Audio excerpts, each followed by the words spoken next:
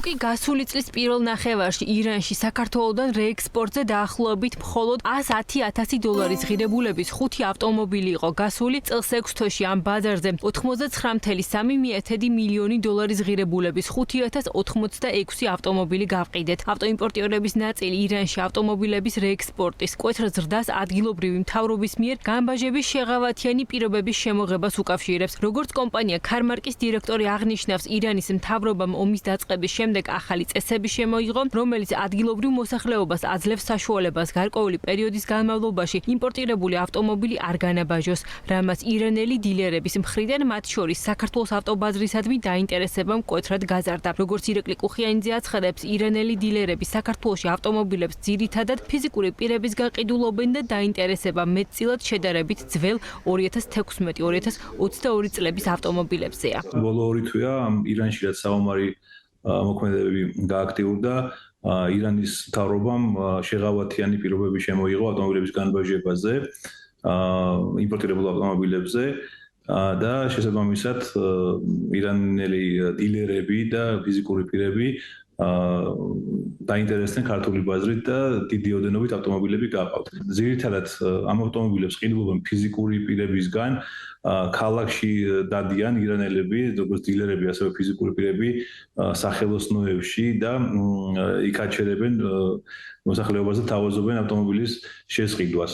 ასევე ყველა ავტომობილი არ გაყავთ, იქ რაღაც ვინ-კოდების მიხედვით არის რაღაც ციფრები აქვს და ასევე ამერიკული წარმოების თუ ავტომობილები ვერ გაყავთ.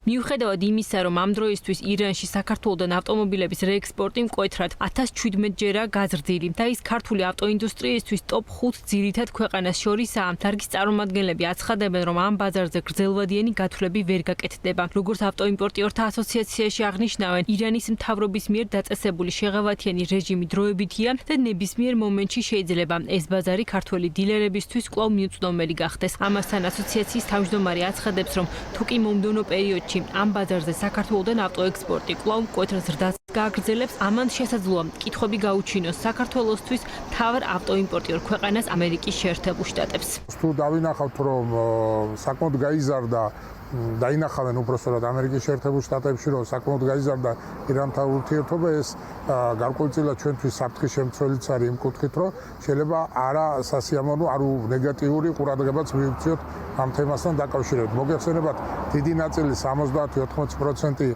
იმპორტით ამერიკის შეერთებული შტატებიდან შემოყვავს ავტომობილები, ამიტომ ფაქტიურად ეს გარკვეული ამ პრობლემების ქვეშ ყოფი დარგისთვის ისედაც დამატებითი პრობლემების შემქმნელი შეიძლება გახდეს.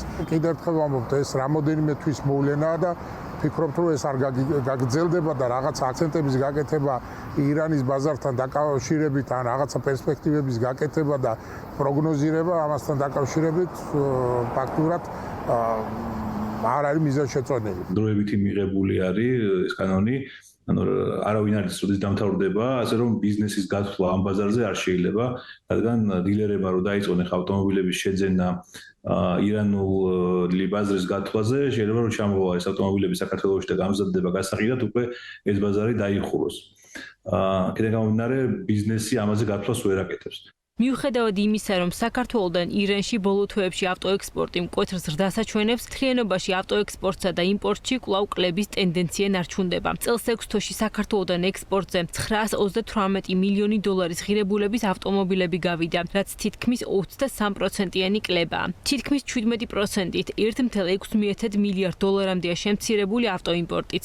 ავტობიზნესის წარმომადგენლები აცხადებენ, რომ აპრილიდან მთავრობის მიერ 6 წელზე ზემოთ ავტომობილებზე განბაჟების ტარიფების მკვეთრმა თითქმის 6-ჯერ ზრდამ კომპანიების გაყიდვები მკვეთრად შეამცირა. ბიზნესის წარმომადგენლების ნაწილი ახლა ახალ რეალობაზე მორგებას და ალტერნატიული ბაზრების მოძიებას ცდილობს, თუმცა ინდუსტრია ძველ მაჩვენებლებზე დაბრუნებას არ ელის. კლება ჩვენ შეგვეხოთ თავისთავად სარკისებურად აისახა, ისევე როგორც ბაზარზე.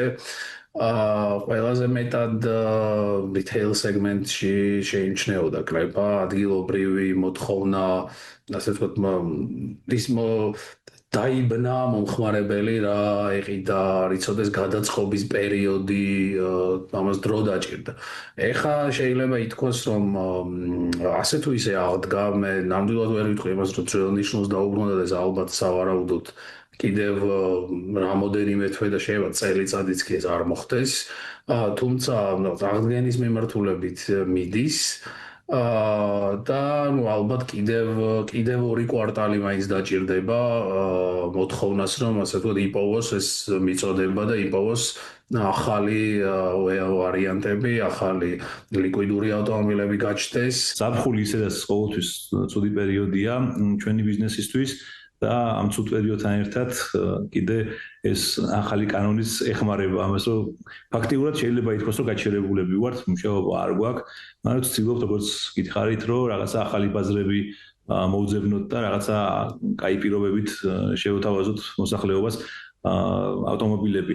ისევ და ისევ გათვლა აღარ გვაქვს დილერებზე, რითეილზე, ვცდილობთ გაყიდვები გავზარდოთ, მაგრამ ჯერჯერობით აქაც და არ გვაქვს პირიქით კლება გვაქვს. საავტომობილო ბაზრის წარმომადგენლები აცხადებენ, რომ რეექსპორტ-იმპორტში კლების ტენდენცია მომდევნო თვეებში კიდევ უფრო მკვეთრი იქნება, რადგან ამ დრომდე საქართველოს ბაზარზე მათ შორის ის ავტომობილები შემოდიოდა, რომელთა ტრანსპორტირებაც განბაჟების უკეთრ გაძვირებამდე იყო დაწყებული. მათი თქმით, იკვეთება ტენდენციაც, რომ ავტოდილერების ნაწილს ბაზარზე გაზრდილი რისკების ფონზე უკვე საბანკო კრედიტებზე წტომაც უჭირს.